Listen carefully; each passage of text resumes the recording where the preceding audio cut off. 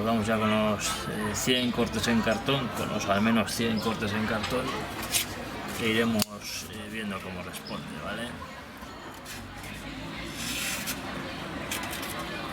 Ups, aquí pasa algo. Ah, no. Vale, estado previo del filo pues es correcto, prácticamente perfecto. Y vamos allá con la prueba.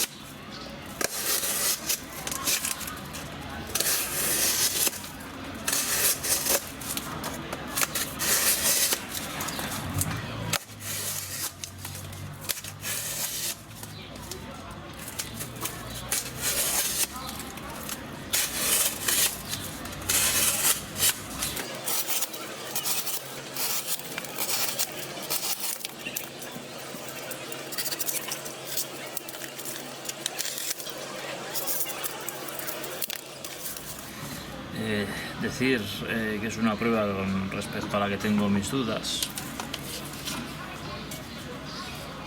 por hacer lo que se trata y por la experiencia que tengo yo con este modelo, ¿no? Sé que es una prueba que le puede hacer bastante daño. Vamos a ver, acabo de empezar solamente, pero bueno, vamos a ver cómo sigue.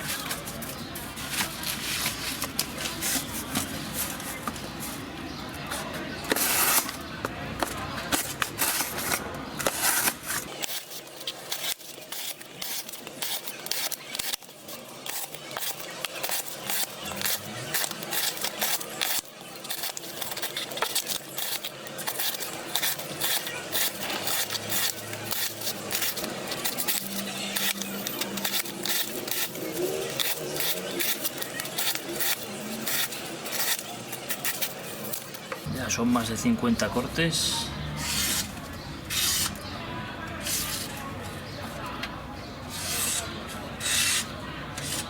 Aquí tiene un punto donde se me atasca un poco, no sé si puede ser suciedad.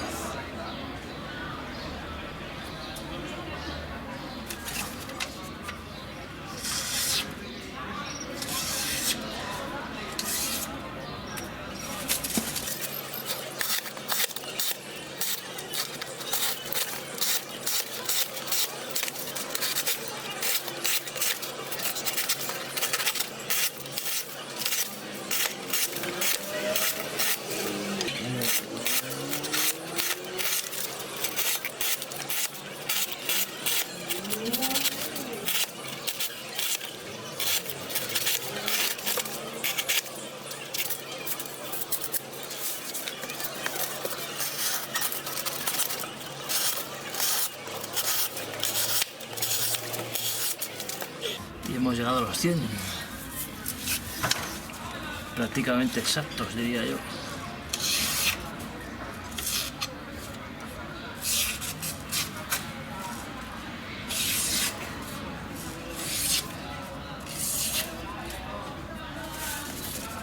Seguimos un poco más para acabar este trozo.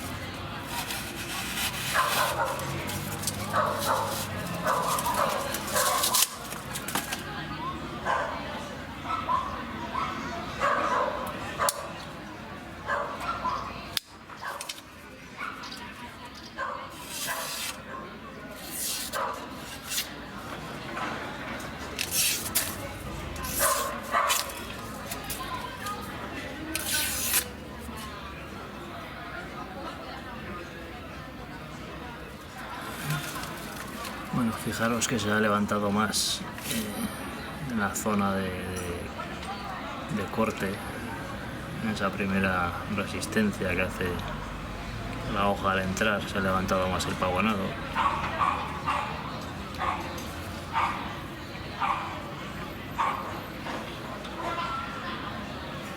Vale, y estructuralmente he notado cierto movimiento, sí, ahora sí que noto cierto movimiento en la estructura, que realmente la única estructura que hay aquí de acero pues es la hoja más en la barra de bloqueo, y sí que noto ahí un movimiento, ¿vale? No hay una holgura en la hoja en sí, sino hay un movimiento de toda la estructura, de la unión de la hoja más la barra de bloqueo, ¿no?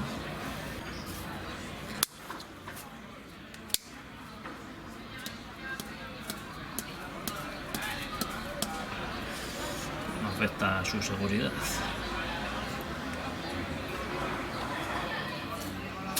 Bueno, le he limpiado la hoja para por si hubiera algún residuo por la zona del filo que no me interfiera en el corte, y vamos a probar con papel más fino.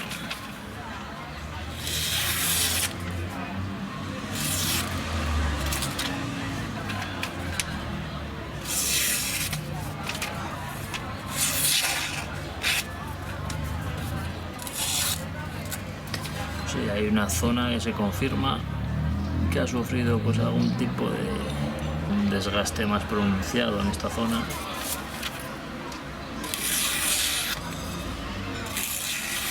Aunque sigue pasando bien por el papel. Sí que hay zonas donde le cuesta o incluso se atasca.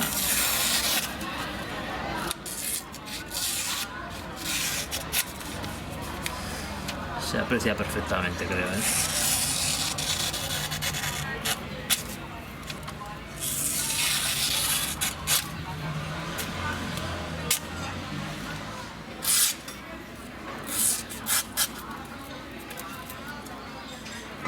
Ahí exactamente.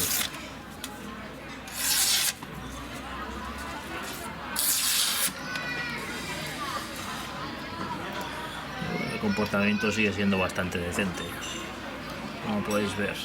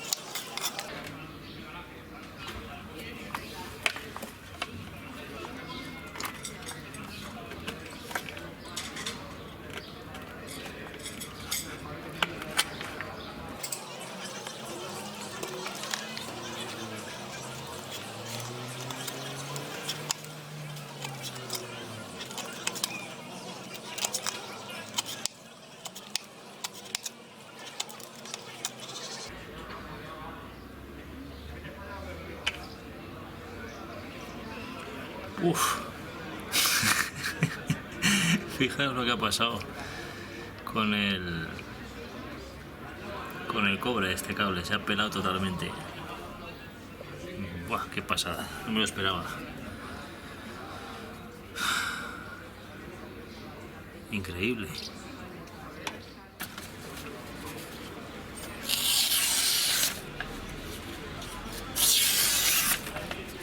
Pues el filo que se defiende como gato panza arriba.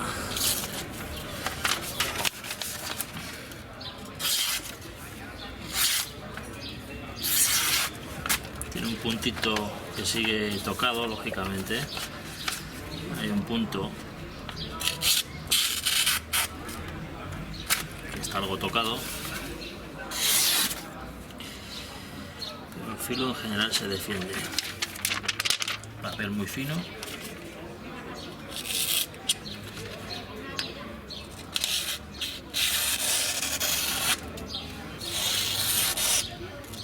Ahí tiene ese puntito donde está algo más tocado,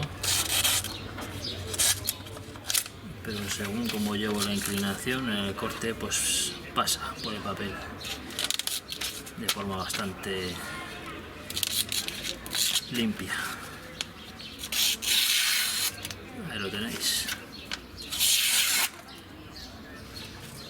Y por mí suficiente, me doy por satisfecho.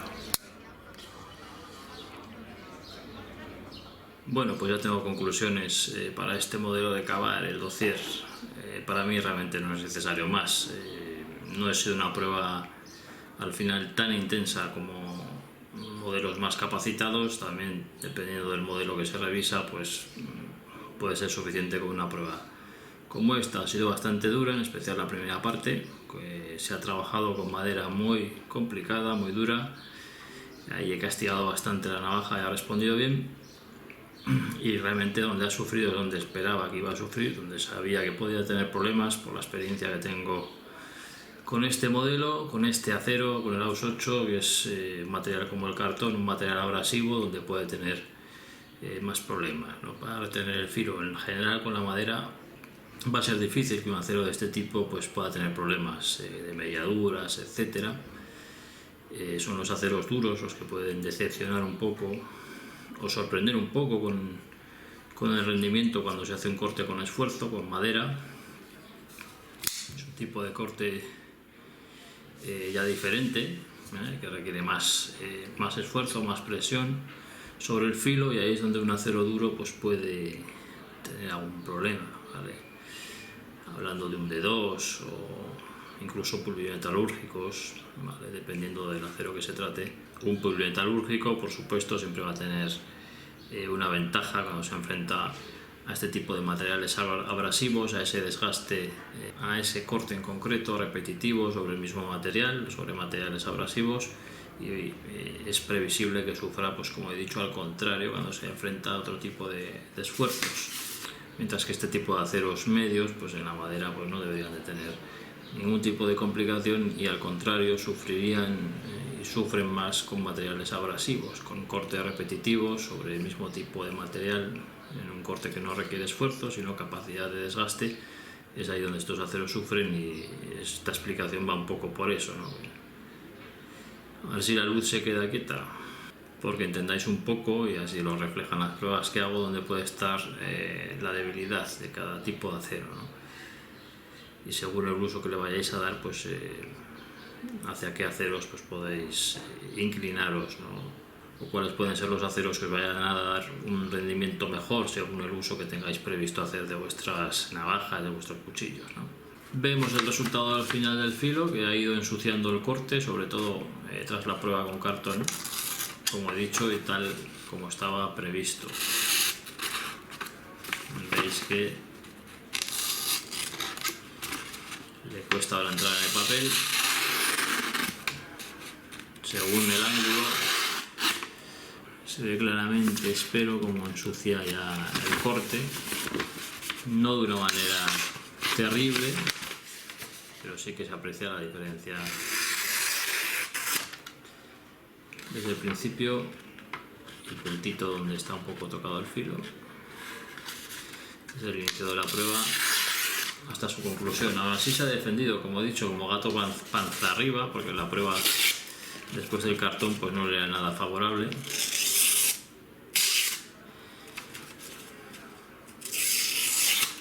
Ha aguantado el tirón final del test y se ha defendido muy bien.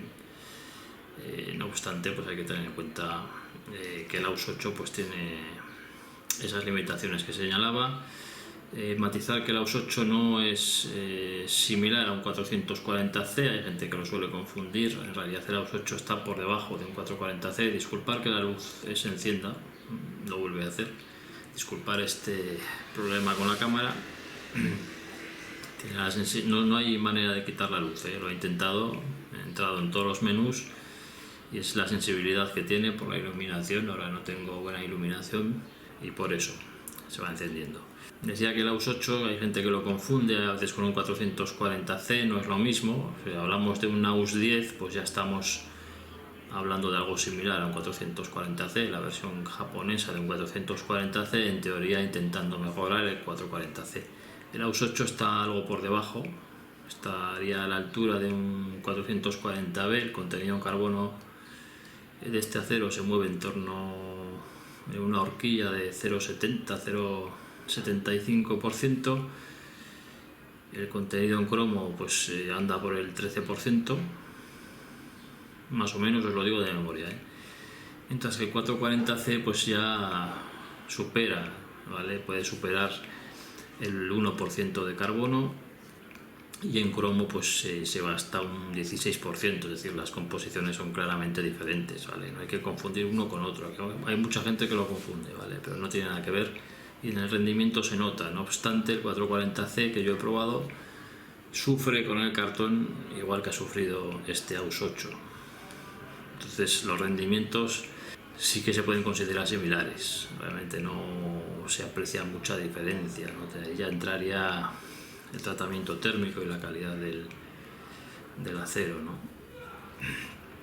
La calidad del 440C. Pero claro, yo he probado sobre todo 440C chino, de origen chino. A ver si vuelvo a probar una Ganzo, ¿vale? Con 440C. Me lo apunto para próximos tests, algún modelo de Ganzo, que las tengo bastante abandonadas, y a ver esos modelos en 440C cómo rinden, ¿vale? Y así nos haremos una idea de la diferencia, que puede parecer similar en rendimiento, pero a ver si podemos ver la diferencia de una forma más clara. Disculpar el rollo sobre aceros. Pues el filo que termina un poco tocado, razonablemente tocado para la intensidad de la prueba y el acero que se trata. Estructuralmente decía que había notado un movimiento que no tiene nada que ver con el bloqueo ni con la hoja, no hay holguras en la hoja ni hay holguras en el bloqueo, ¿vale? Eso todo está perfecto, simplemente es general, es como un cabeceo, un movimiento que afecta toda la unión de la hoja con la barra de bloqueo, ¿vale? Con el muelle. No es un fallo estructural, sino que simplemente pues, la construcción es tan simple que a pesar de esa solidez que tiene, si le haces fuerza, pues notas como toda la estructura pues se mueve un poco, ¿no? Tiene algo de movimiento, ¿vale? No afecta para nada al rendimiento ni a la seguridad, ni se trata de ninguna holgura preocupante ni nada por el estilo, ¿vale? Simplemente es la estructura la que oscila un poco, ahí lo estoy notando, pero nada. Este es un acero que se recupera muy bien, que se afila muy fácil.